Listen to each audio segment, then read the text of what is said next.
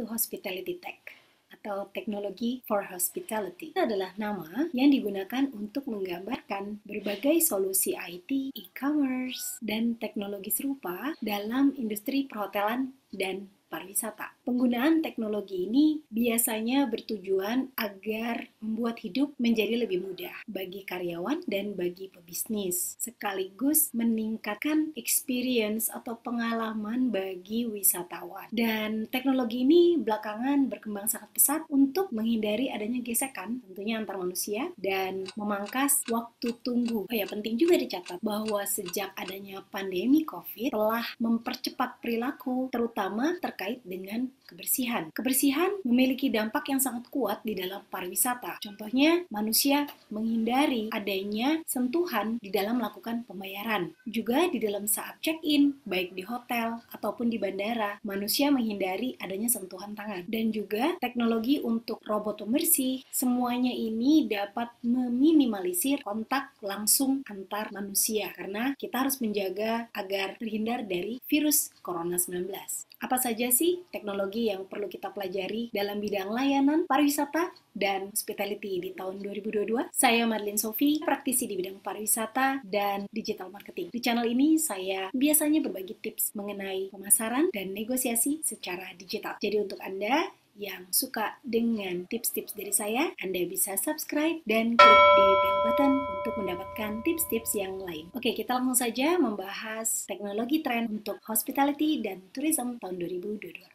Teknologi yang pertama adalah Artificial Intelligence Chatbot. Belakangan ini, baik itu wisatawan, pebisnis, atau siapapun yang membutuhkan hotel, lebih senang memesan melalui online karena bisa mendapatkan jawaban secara instan. Chatbot telah menjadi tren teknologi yang sangat berkembang belakangan ini, terutama untuk perhotelan dan restoran. Ya, karena orang membutuhkan jawaban yang cepat dan instan, dan rata-rata pelanggan memiliki pertanyaan yang hampir sama, sehingga ini semua bisa diinput datanya dan chatbot bisa menjawab pertanyaan tanpa membutuhkan bantuan dari manusia, tapi tentunya pertanyaan-pertanyaan yang umum. Jadi dalam kasus yang lebih lanjut, chatbot memperoleh informasi dari pelanggan dan kemudian meneruskan kepada staff yang mana ini adalah manusia sesegera mungkin. Setelah mendapatkan jawaban dari staff, langsung meneruskannya kepada pengguna atau user. Contohnya Go Hotel, di mana chatbotnya dapat menjawab 7 hari dalam 1 minggu, 24 jam dan 1 hari. Perlu dicatat, dengan munculnya COVID-19,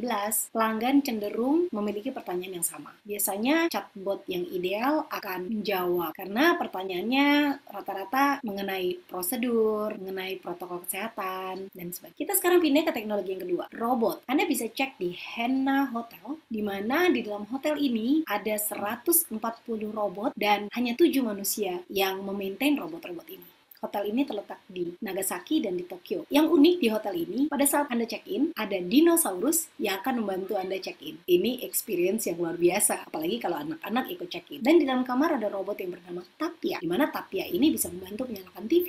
Dan kelak, robot Tapia ini bisa memberikan suggestion kepada tamu hotel film apa yang bagus untuk ditonton. Juga di sini ada robot yang membawakan bagasi tamu ke dalam kamar. Bahkan juga ada robot pembersih yang bentuknya seperti tong sampah. Mereka ke depan akan berencana mendirikan 100 hotel yang sejenis. Teknologi ketiga, voice recognition. Voice recognition ini adalah salah satu dari IoT solution yang unik karena hanya dengan voice, dengan suara, tamu di hotel bisa menyalakan lampu, menyalakan AC, bahkan bisa mengadjust temperatur di dalam kamar. Ini bagus sekali karena kalau ada penyusup di kamar kan dia nggak bisa masukin. Teknologi keempat adalah VR technology, virtual reality technology. Apps yang paling terkenal untuk hospitality dan pariwisata saat ini. Kenapa? Karena realistis, dapat memamerkan atau memberikan highlight produk secara hampir nyata. Saat ini banyak brand menciptakan experience kepada pelanggan potensial dengan cara virtual reality video marketing. Nah, dengan VR teknologi ini, Anda nggak usah repot-repot lagi untuk cerita bahwa kamar kita tuh keren banget, kamar mandinya tuh bersih banget. Kalau dulu orang showing kamar, showing location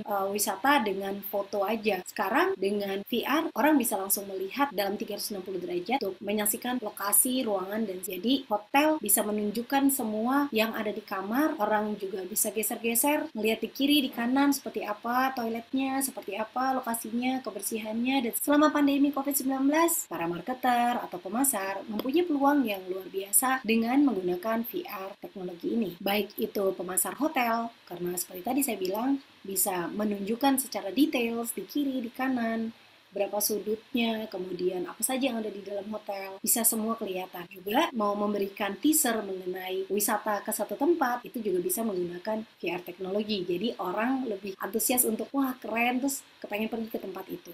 Dan apalagi kalau travel agent atau hotel bisa meminjamkan atau memberikan box pada potential customer. Teknologi terakhir adalah cashless. Pariwisata memiliki pertumbuhan yang luar biasa. Banyak orang melakukan traveling secara solo. Mereka melakukan pemesanan semua secara online, kemudian pergi sendirian, membuat vlog selama di jalan. Tetapi bagaimana dengan membawa uang? Banyak wisatawan yang masih mencari-cari ATM atau membawa uang yang berisiko dapat dicopet, dapat ditipu. Kita bisa melihat bahwa ke depan orang sudah tidak membutuhkan lagi mesin ATM. Orang sudah tidak membutuhkan lagi money changer karena cashless sudah terintegrasi dalam kehidupan sehari-hari. Orang bisa menggunakan Apple Pay, kalau di Indonesia orang bisa menggunakan GoPay, QRIS, dan sebagainya. Karena pandemi COVID-19, orang sudah tidak mau lagi menggunakan ATM. Terlebih lagi, di tengah pandemi, saat ini beberapa mesin ATM ditutup atau dilengkapi dengan peringatan yang menyarankan masyarakat untuk menghindari uang tunai untuk mengurangi virus COVID-19. Jadi saat ini belanja online jauh lebih mudah dari tahun-tahun sebelumnya. Jadi ke depan wisatawan lebih memilih untuk cukup membawa handphonenya, hanya akan mengetik di keyboard untuk melakukan seluruh pemesanan dan pembayaran. Baik itu untuk penerbangan, hotel, bahkan penyewaan mobil, dan makan di restoran. Dan baiknya dari cashless ini adalah green economy. Karena dengan tanpa adanya kertas, artinya meminimalisir pemotongan kayu di hutan, juga dapat meminimalisir listrik, energi, dan material. Pada akhirnya ya, ini akan memberikan dampak lingkungan positif. So, itu demikianlah tips dari saya. Silakan Anda pilih teknologi mana yang akan Anda pelajari atau teknologi mana yang akan Anda gunakan untuk melakukan pemasaran pariwisata ke depan. Saya Madeline Sophie. Kalau Anda suka, sekali lagi Anda bisa share video ini. Sampai jumpa.